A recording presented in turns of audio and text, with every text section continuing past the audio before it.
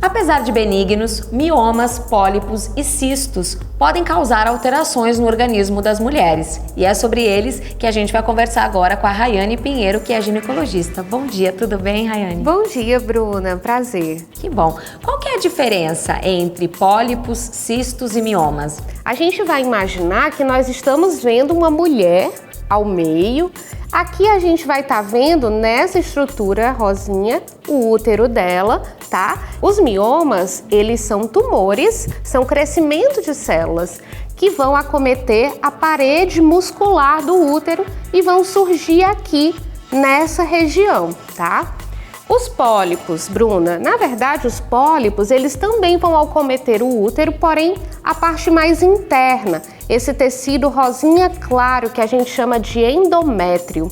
Os cistos, Bruna, esses cistos que a maioria das mulheres vai ter em algum momento da vida, que eles são muito frequentes, eles já vão acontecer, ó, aqui na região dos ovários. Em geral, eles são benignos. Sim, Bruna, 96% dos pólipos são benignos, então nós temos uma percentagem bem pequena de pólipos malignos. Os miomas, 99% são benignos e os cistos também, a sua grande maioria, principalmente aqueles que acontecem em mulheres jovens, também são entidades benignas. E quando eles costumam aparecer? O que causa?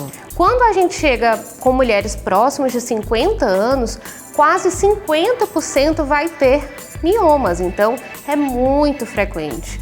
Pólipos também aumenta a frequência com a idade, então a partir dos 50, 60 anos é algo também bem frequente.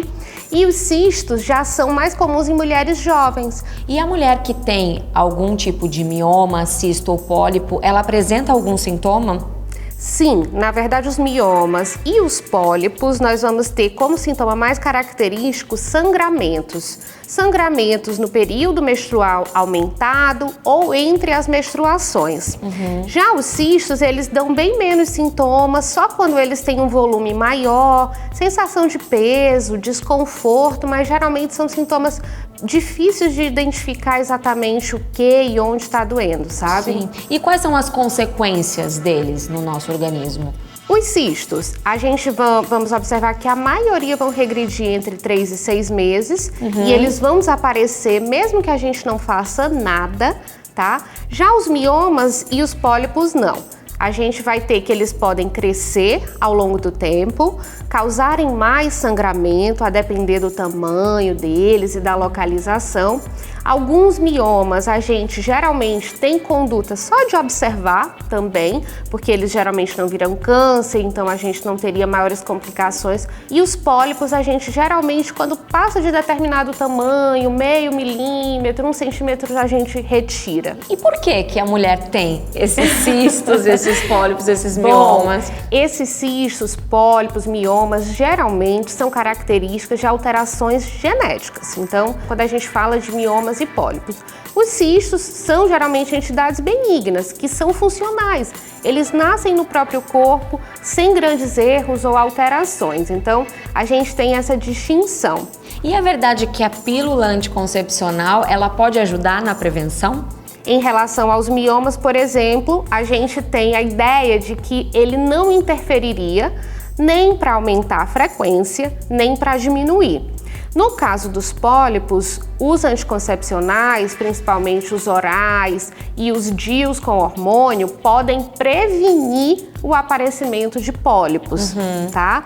Alguns anticoncepcionais também acabam diminuindo a frequência de cistos do ovário por reduzir a frequência com que a mulher ovula. E existe alguma outra maneira de prevenção? Olha, mulheres que fumam, por exemplo, elas têm cistos ovarianos com mais frequência, né? Então, não fumar já seria uma forma de prevenir.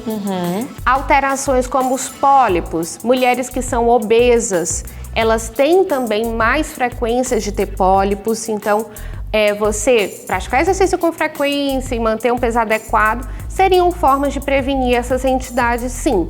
Mas, na verdade, a maioria dos miomas tem um crescimento muito lento ao longo da vida e a maioria das vezes eles não vão causar grandes danos, a não ser que sejam miomas que ganham uma proporção maior, que acabam causando sangramento, dor ou até alguma dificuldade eventual para engravidar. Os cistos também, em sua imensa maioria, não trazem complicações, então são entidades que a gente vai encontrar em algum momento da vida com muita frequência e deve ter uma certa calma e uma ponderação, monitoramento frequente para ver se esse nódulo, por acaso, cresce além do que deveria, então tem uma velocidade de crescimento que foge à regra, ou ele muda de característica com o tempo, que é uma coisa que a gente vai estar mais atenta. Mas se ele se mantiver com crescimento ali, anual de poucos milímetros, bem lento, a gente vai com certeza ter um futuro reprodutivo tranquilo e não vai ter grandes consequências ou até nunca precisar de cirurgia. Ótimo, muito obrigada, viu, Rayane? Obrigada, Bruna, é um prazer.